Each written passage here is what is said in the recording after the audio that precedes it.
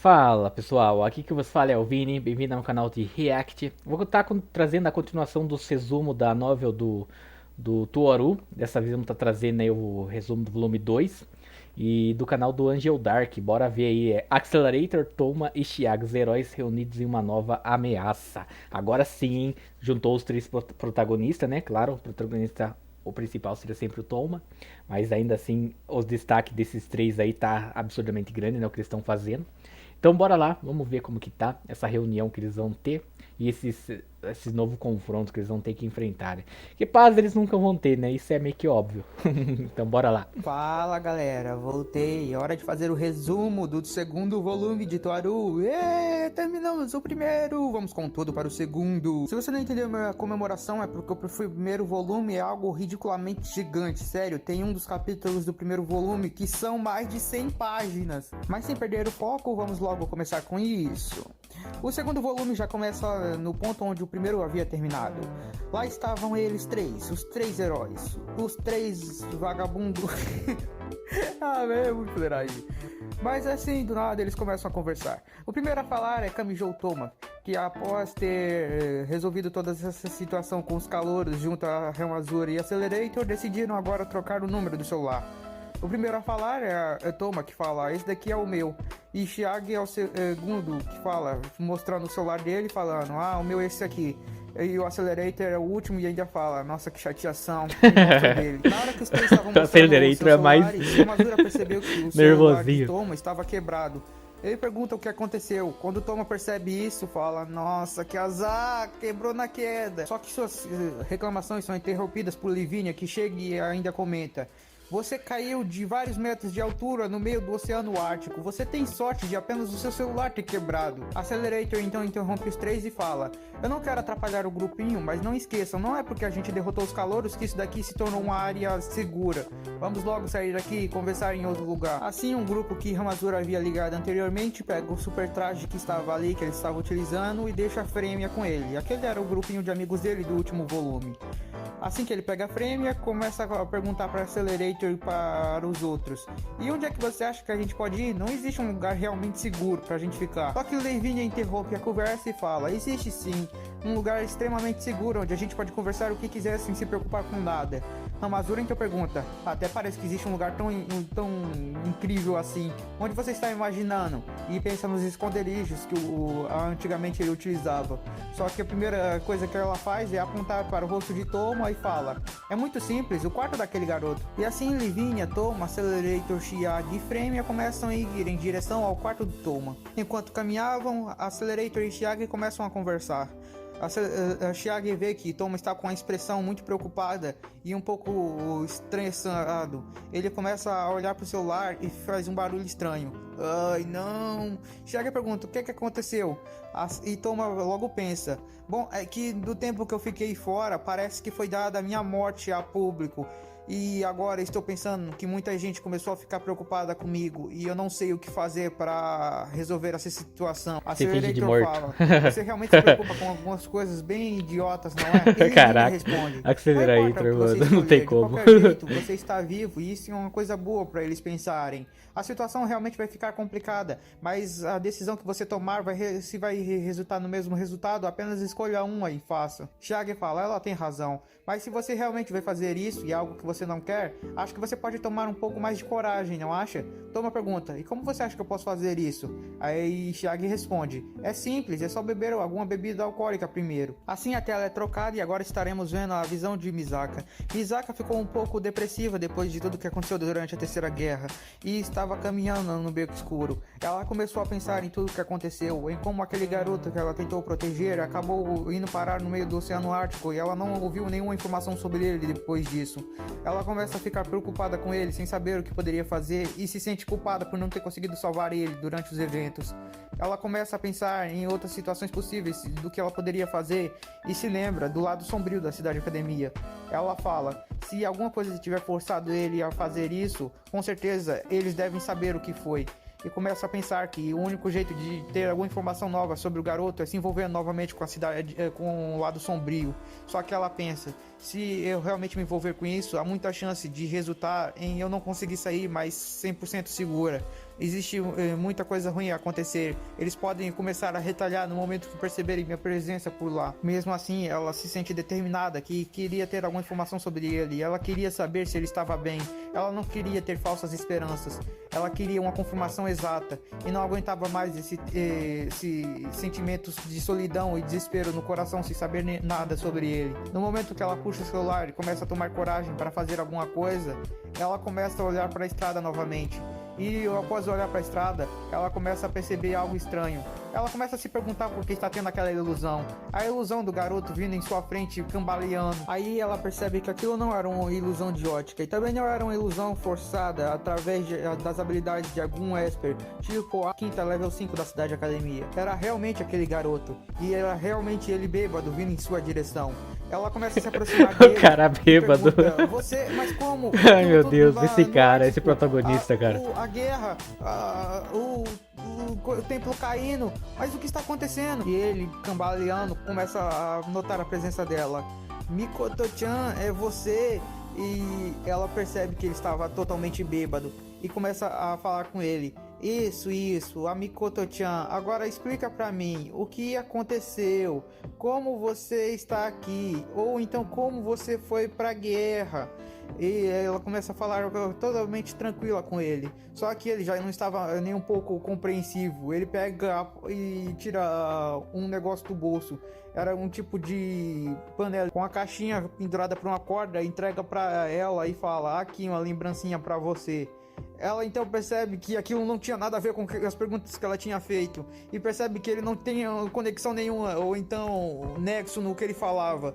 Ela começa a botar a mão na cabeça e começa a se perguntar: isso está muito estranho. Até mesmo quando a minha mãe está extremamente bêbada, eu ainda consigo ter uma conversa racional com ela. Mas ele parece que não está conseguindo fazer nexo nenhum nas próprias palavras. Ele pega e olha para ela novamente e pergunta: por que você está brava, Miko-chan?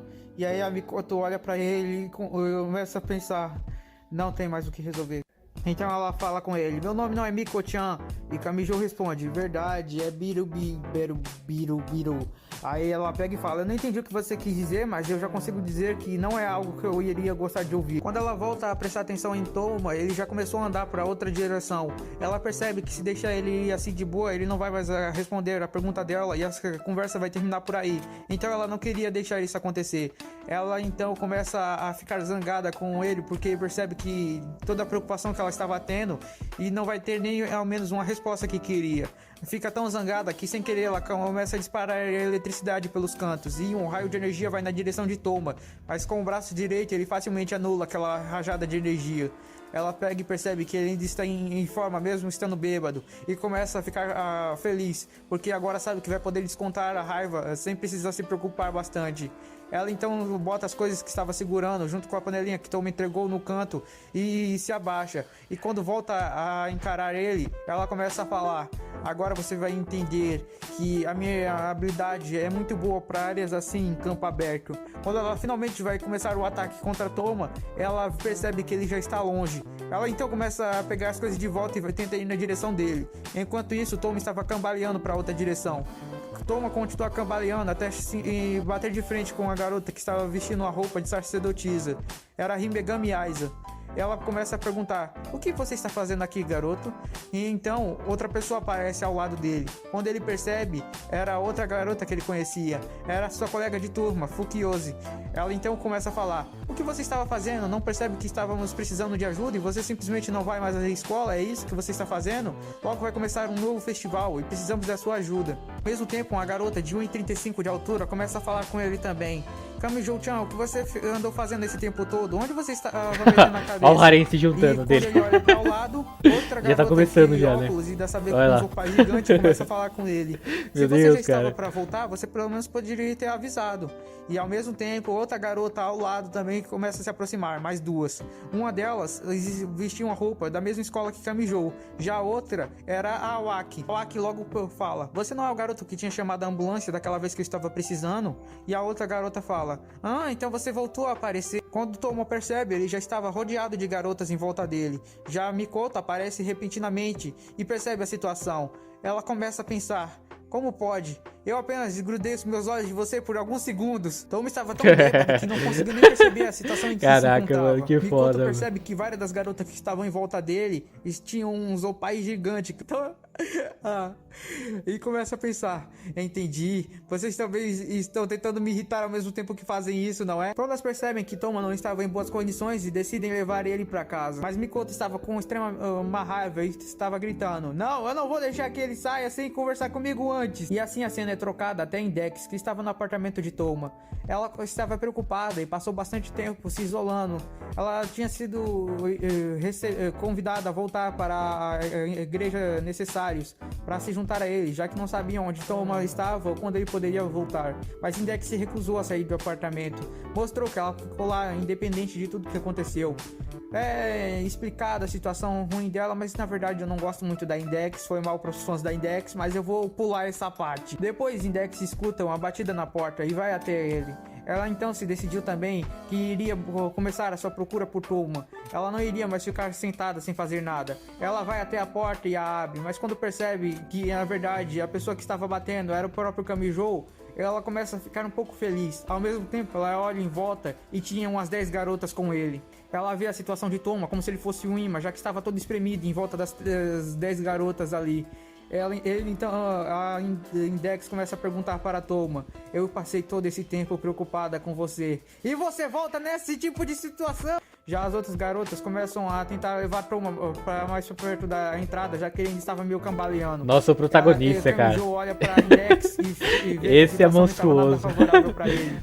Index então morde a cabeça de Toma. Ao longe, vendo toda aquela situação, está Accelerator, Livinha e Chiage. Chiage começa a comentar: a primeira vez que o garoto fica bêbado, ele acaba saindo sozinho e andando por aí. Meu Deus. Accelerator fala: pelo menos ele liderou o caminho na frente, não precisamos nos preocupar tanto. Livinha olha e começa a rir daquela situação em que Toma se encontrava, cercado de garotas e sendo mordido por Index. Accelerator começa a prestar atenção na situação também e percebe que uma das garotas que estava no meio era a Waki, a antiga colega dele do grupo. Ele começa a pensar porque ela estava envolvido naquela situação, mas ao mesmo tempo fica um pouco contente em saber que outros membros também conseguiram sair de boas daquele grupo. O número 1 então resmungou de forma exasperada, mas ele também admirava o fato de que Kamijo Toma tinha um lado que era além da apenas luta para ele, e que ele conseguia deixar esses dois lados de sua vida coexistirem. Olha aí, ele admirava. Bando de fanboy, para de fazer treta! Já Chiage, vendo aquela situação, percebe que Toma estava impossível com a não ter cabeça sendo apertada por dois garotas com um pai gigante e fala: tá certo, agora tá decidido. A partir de hoje eu vou chamar ele de Sensei. Vai mudar nosso campo de visão um pouquinho só para onde estava Tatsubuhiko, que estava comendo um milho. Ela estava lá e um pouco sonolenta, mas do nada ela abre os olhos com força e sente uma sensação estranha. Ela comenta: essa não, Chiage está indo pro caminho ruim. Assim Livinha deu um jeito de fazer com que todas as garotas fossem embora, mas todas elas prometeram que iriam voltar para ver como o Toma estava em uma outra hora. Até mesmo Misaka, que estava incomodada com aquilo, aceitou também. Então entram todos eles no quarto de Toma e ela consegue fazer com que Toma volte à consciência.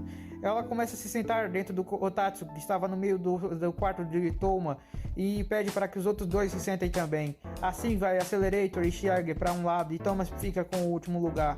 Fremia, que também tinha acompanhado eles, percebe que estava sem lugar para se sentar, então vai pro colo de Chiage e começa a dormir. Chiage percebe que ela devia estar muito cansada com toda a perseguição que estava tendo que suportar até agora e deixa ela se espreguiçar.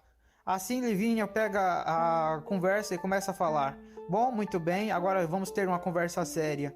É hora de explicar a vocês sobre o outro lado. Se a ciência é um lado que foi favorecido pela Cidade Academia, vocês conhecerão um mundo totalmente novo e que talvez vocês não queiram acreditar, mas é muito provável que vocês já tenham tido alguma conexão com ele em algum momento de suas vidas. Chiage é o que parece mais confuso com aquela fala de Livinha. Já os outros dois parecem estar aceitando mais de boa, tanto Toma quanto Accelerator.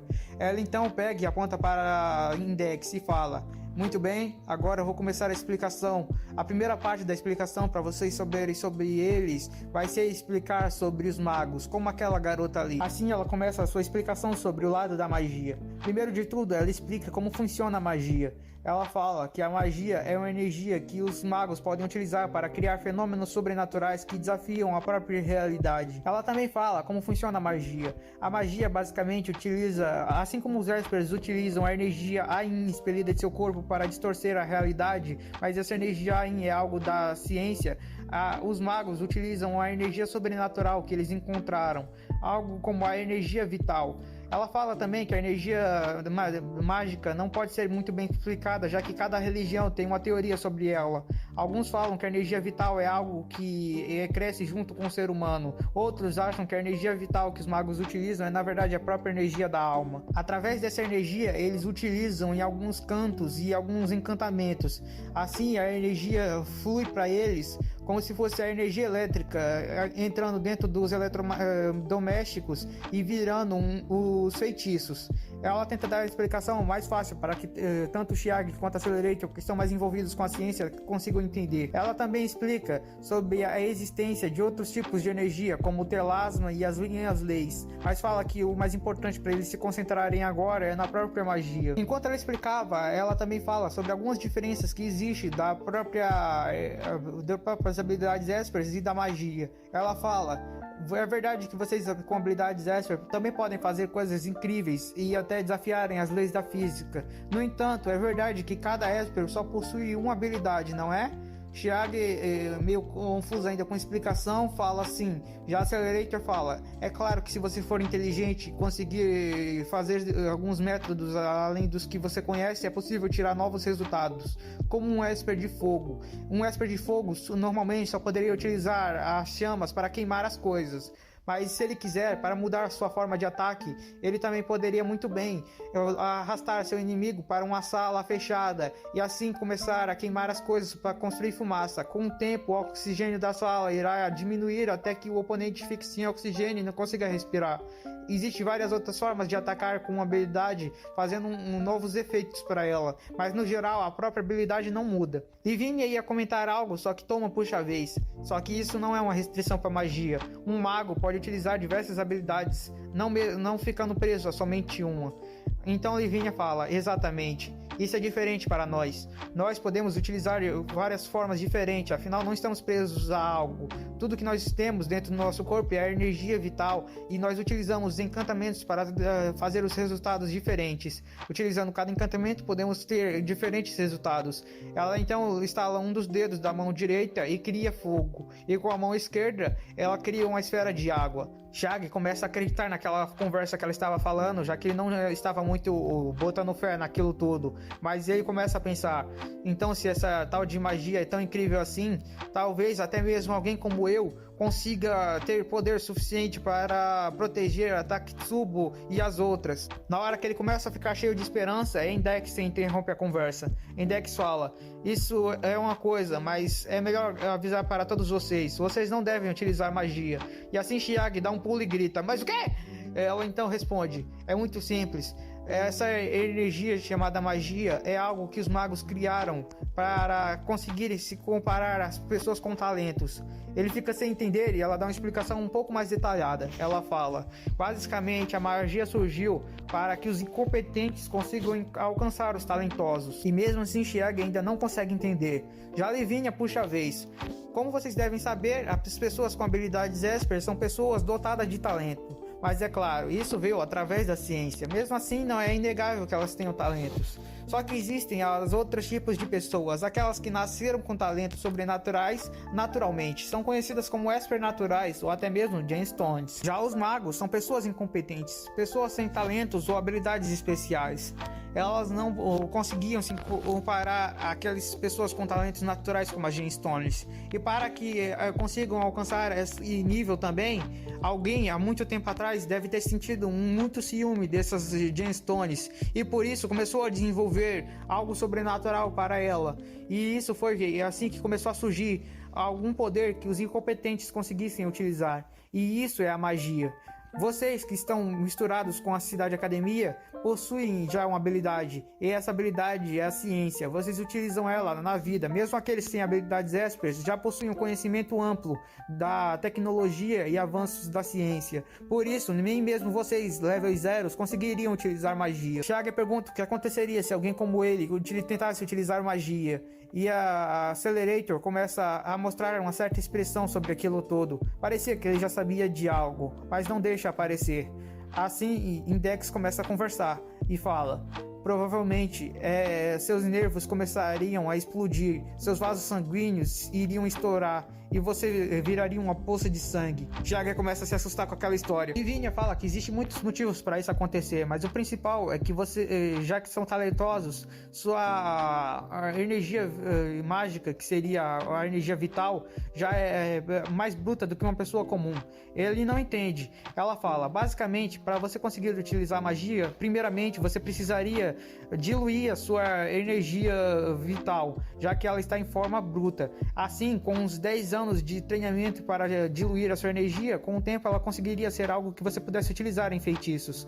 Já vocês da ciência, a energia vital de vocês é bem mais bruta do que até mesmo uma pessoa comum. Por isso ela fala: por isso é melhor desistir antes mesmo de tentar. Seria muito mais fácil você continuar treinando para conseguir desenvolver alguma habilidade com a ciência do que passar 10 anos treinando a sua energia vital para conseguir utilizar um feitiço fraco e mesmo assim virar uma poça de sangue. Na explicação ela também fala sobre os... No final você seria... você acabaria morrendo no final. Com circuitos mágicos. Ou não conseguiria despertando nenhum poder, também né? Explica que existem dois tipos de itens mágicos. Aqueles que são construídos com circuitos mágicos para que sempre tenham habilidades, mesmo que não seja na mão da pessoa que o criou. E a segunda, que é basicamente algo comum, mas com o feitiço do usuário acaba se tornando uma arma mágica. Com o segundo tipo, até mesmo um guarda-chuva poderia ser uma lance destrutível, se for segurada pelo mago que tem essa habilidade. Já o primeiro, mesmo alguém sem aprendizado nenhum, apenas segurando e embutindo sua magia nessa arma criada com circuitos mágicos, poderia utilizar o poder total daquela arma. Ela também dá uma explicação sobre os grupos mágicos. Ela fala que existem organizações como a Cabala Mágica e outras diversas. Ela fala que, diferente da ciência, os grupos mágicos são uma coisa muito mais complicada. Ela fala: isso porque não existe real submissão entre os membros. Não existe aquele que seja totalmente fiel à organização. A Accelerator, que já esteve em diversas organizações, começa a achar aquilo estranho. Ele fala: é claro, totalmente possível que um líder desista de seus subordinados e acabe destruindo. No entanto, é normalmente impossível que os subordinados não temam o líder da equipe, senão a própria equipe não existiria. Ela fala: isso é normal para a ciência, já para nós magos isso não é tão específico. Afinal, cada mago é uma criatura egoísta que está em busca do seu próprio objetivo. Normalmente eles se juntam à organização apenas enquanto a organização está indo no mesmo caminho que o objetivo dele. Eles não ligariam de trair a própria organização e de deixá-la se ver que a organização não vai mais servir para seus objetivos. Ela dá alguns exemplos, como a própria Lidídia, que era de uma organização, mas não ligou nem um pouco em trair a organização para atacar a Cidade Academia. Ou vários outros que não eram apenas a organização, cada mago possui um objetivo próprio. Prova mais concreta de que cada mago possui um único objetivo e eles não vão mudar isso é o próprio nome de magia. Ela dá um resumo sobre o que é o nome de magia, e para resumir aqui também, seria algo como o seu objetivo e a magia que pode fazer com que você alcance esse objetivo em um único nome. O nome representa o objetivo, o número é para que não exista duplicatas. Basicamente não vai existir um segundo besta 666, já que esse é o Alastair. Besta pode ser por causa do feitiço ou então de ser o real objetivo, mas não importa, afinal só existe um desses números. Assim ela fala: agora vocês entenderam? Basicamente, até mesmo algo simples como a organização é totalmente contra a área da ciência. A própria ciência e a magia são algo contraditório, uma nunca vai aceitar a outra. Esse é um fato inegável. Mas aí a Accelerator fala: então o que isso importa? De qualquer forma, você falou tudo isso sobre a magia, agora conseguimos entender todo desse lado, mas não faz diferença para nós, já que nem ao menos podemos utilizar. Para que você deu essa explicação toda detalhada? Ela então pega e fala: é simples, é para falar sobre eles. Como vocês devem imaginar, os calouros estavam atacando você e o garoto ali simplesmente para poder fazer com que o lado sombrio da cidade volte. Para isso, tudo que era necessário era matar Frêmia e começar uma guerra entre vocês e o lado das sombras da cidade academia. Mas o segundo motivo deles estarem tão determinados é porque alguém havia mandado eles fazerem isso para começarem a criar uma contramedida contra eles. Ela então fala: e quem vocês imaginariam que seria mais problemático ainda? Vocês têm alguma ideia? Toma é o primeiro a pensar em alguma coisa. Toma pensa sozinho que se a magia e a ciência é algo totalmente contraditório e eles estavam em conflito há mais tempo do que isso, seria algo novo. Seria alguma terceira força que não estava dentro deles, que talvez começasse alguma confusão maior. Já Accelerator começa a pensar sozinho. Eu não me importo nem um pouco com a magia e também não ligo desse lado oculto. Mas ele pensa, só que se esse tal grupo começar a fazer problemas e se envolver as pessoas que eu conheço, eu não vou deixar barato. Se eles realmente vão fazer alguma coisa, eu preciso de mais informações e aí eu decidirei se irei ou não acabar com esse tal grupo. Sozinho, enquanto isso, estava Chiag, olhando para o canto da parede e pensando: Superman é uma palavra japonesa, mas parece tanto com a palavra Superman de inglês. Logo depois, Livinha encara ele, e ele encara Livinha. Livinha começa a prestar atenção nos olhos dele e percebe que ele não estava nem olhando para ela. E assim pergunta: você estava escutando o que eu estava dizendo? Ele fala: claro, eu escutava assim, confia, claro. Assim Livinha pergunta: então o que eu estava dizendo, meu caro? E ele fala: se eu tomar mais leite, meus peitos vão crescer. E ela começa a ficar irritada e fala: você está tentando comprar briga comigo, por acaso, garoto? É melhor você não tentar. E ele fala: então, era que se tomar mais peito, leite aí. Você nem está fazendo sentido! E dá um tapa na cara de Chiag. Ela fala: a explicação realmente é complicada, mas eu não imaginei que você seria tão idiota. De qualquer forma, é melhor ir lavar o rosto e esperar para a próxima parte da explicação, pois agora vamos entrar em um assunto sério. Vamos falar sobre eles. Enquanto Chiag sai, ela encara a Frêmia brincando com o gatinho Sphinx. A Frêmia olha para ela e fala: você não parece uma garota mais velha. E aí Livinha fala: eu posso não ser muito mais velha, mesmo assim eu fui criado em um mundo totalmente diferente de você, não sou uma garota tão boba. E assim Frêmia fala: eu não sou uma garotinha, também sou uma adulta, eu consigo dormir num lugar escuro, sabia? Assim, a Livinha fala: o quê? Você não tem medo de que alguém venha te atacar? E Frêmia rebate: além disso, eu também sei que o Papai Noel existe. E a Livinha fala: não pode ser, você também conhece a verdade por trás da Fundação Nicholas. E aí Toma começa a prestar atenção naquela conversa que as duas estavam tendo e bota a mão na cabeça falando: meu Deus, eu acho que elas não estão falando sobre o mesmo assunto. Pra terminar a conversa ali, tão longe uma da outra. E a prova final de que eu sou mais adulta do que você meu Deus. que eu já uso Ai, meu Deus. E a conversa acabou. Nossa. E assim Livinha começa a ficar extremamente estressada e puxa uma espada e se estranha. Nossa, compartilhado que ela mexeu com uma magia. E fala: ô garota, você está querendo brigar comigo? Só que na hora que ela começa a puxar a espada, ela começa a prestar atenção naquela situação e percebe que era uma garota brigando com outra com uma espada. E fala: meu Deus. E aí ela coloca a espada de volta e fala: seria bobagem minha, uma líder de organização, lutar com força total contra uma garotinha. Já a Frêmia fala: sei, garotinha. E a Livinha fica mais estressada ainda.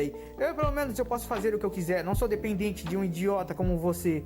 E ela percebe que a Livinha estava falando de Ramazura. Aí ela começa a brigar com ela, falando para não falar mal do Chiag. As duas começam a brigar em cima da mesa, até Accelerator e Toma começarem a ficar estressadas com aquela situação e tentarem separar as duas. Corta a cena e vamos para outro dormitório, dessa vez um dormitório feminino, a um canto mais longe da cidade. Uma garota estava deitada na cama, somente de roupas íntimas, e estava dormindo. Ela começou a se virar na cama e o despertar. Ela começa a relembrar o que tinha acontecido antes de chegar naquela cama. Ela percebe que estava anteriormente conversando com Toma e estava feliz e animada com ele. Ela começa a ficar com a cabeça quente e rolar na cama. E assim escuta um barulho vindo do seu telefone. Ela tenta levantar a mão e puxar o telefone, só que o telefone cai. Na hora que ele cai, é apertado um dos botões do telefone e a ligação começa. A pessoa que tinha ligado começa a conversar com ela e fala: por que você está aí deitada? Vamos logo, precisamos do seu trabalho. Ela começa a se estressar, se vira e tenta dormir de novo. E ele fala, você não vai voltar a dormir, não é? Ela fala, pra que precisa da minha ajuda de qualquer forma? Eu não sou a pessoa que conseguiu salvar um único garoto no meio da Terceira Guerra. Ele pega e fala, você ainda está estressada com isso? Meu Deus, se for pra ser uma cabeça dura, pelo menos tente ser menos preguiçosa, senão não vai conseguir nem ao menos voltar pra vida daquele garoto, não é? Ela então começa a se arrumar novamente a sua roupa e puxa o telefone e fala, o que você quer comigo? Aí ele pega e responde, vamos logo, você não tem tempo para ficar aí desperdiçando. Não se esqueça que se você vai se envolver com aquele garoto, você não pode esquecer sobre o seu papel importante dentro da cidade academia. Você é o cérebro da cidade. Já esqueceu disso? Como o Cal a Séria. Fim da primeira parte do volume 2. Obrigado por assistirem o vídeo. Valeu, falou. Foi bem interessante, né? Tipo, foi muito mais falação também nesse resumo. Tipo, comparado à última parte do volume 11, né? Que foi aquela batalha que tava tendo. Essa aqui foi mais conversa entre eles, né? Explicando mais sobre a magia. Então agora meio que entendi como funciona de fato a magia no universo de Tuaru. É um bagulho meio complicado, né? Porque aqueles que estão do lado da ciência para se treinar pra magia, eles levariam muito tempo e mesmo assim teria chance de não dar certo. Então é bem complicado em questão de coisa. Porque, ó, se aqueles dotados talentos, que seriam os caras do lado da ciência, que aquelas pessoas que nascem com poder, já são consideradas uma pessoa bem poderosa. Porém, a magia tem diversas utilidades, caminhos que você pode seguir, que tornam você bem poderoso ao mesmo tempo. Então, não dá pra dizer, tipo, o lado da ciência seria mais forte porque eles já nasceram com esse dom, nada a ver. Tipo, a magia consegue sobressair com isso daí, com estudos, outros tipos de técnica que eles vão aprendendo com o passar do tempo. Só que daí meio que desfavorece, no caso, o lado da academia, não, da ciência, porque se eles só vão ter um tipo de habilidade para sempre que eles vão poder usar, só que eles vão ter que treinar sempre essa mesma habilidade para ficar cada vez mais forte. Se ela chegar a um certo limite, não vai ter como eles aprimorar mais, porque ela já chegou no limite. Então meio que perde esse sentido de que a magia era para aquelas pessoas que se sentiam inferiores às pessoas com talento, que seria do lado da ciência. Porque eles vão conseguir, e tem alguns que ficam mais fortes ainda. Porque pelo vídeo que eu vi lá dos personagens mais fortes do lado da magia e do lado da ciência, a Accelerator de fato é muito poderoso, mas pô, a magia tem seres que poderosos demais até, né? Também que perde essa coisa. Claro, se um dia, talvez um volume, sair algum outro portador do lado da ciência que tem uma poderosa magia, tipo, poderosa mesmo, que supera até o mago mais poderoso, aí beleza, faria jus ao sentido de essa pessoa que nasceu com talento, tem um talento e a pessoa é poderosa. Esse poder que essa pessoa possui é ridiculamente grande. Então eu fico nessas dúvidas assim. Então vamos vendo mais volumes, vamos entendendo mais sobre o universo do Toaru. Por enquanto eu não posso falar nada, né? Afinal, comecei agora os resumos. O anime eu já cheguei a assistir tudo, tanto do Accelerator quanto a história principal. Até por isso que eu já continuei aqui, né? Os volumes. Então vamos entender, né, o passar do tempo aí, esse bagulho sobre a ciência, mais sobre a ciência e mais sobre a magia. Aí a gente pode falar exatamente como que funciona. Mas então é isso, pessoal. Valeu pra quem acompanhou até agora. Se gostou, só curtir, se inscreve no canal, deixa nos comentários um vídeo, uma música, comentar reagindo, beleza? Indo nessa, falou, até a próxima e fui!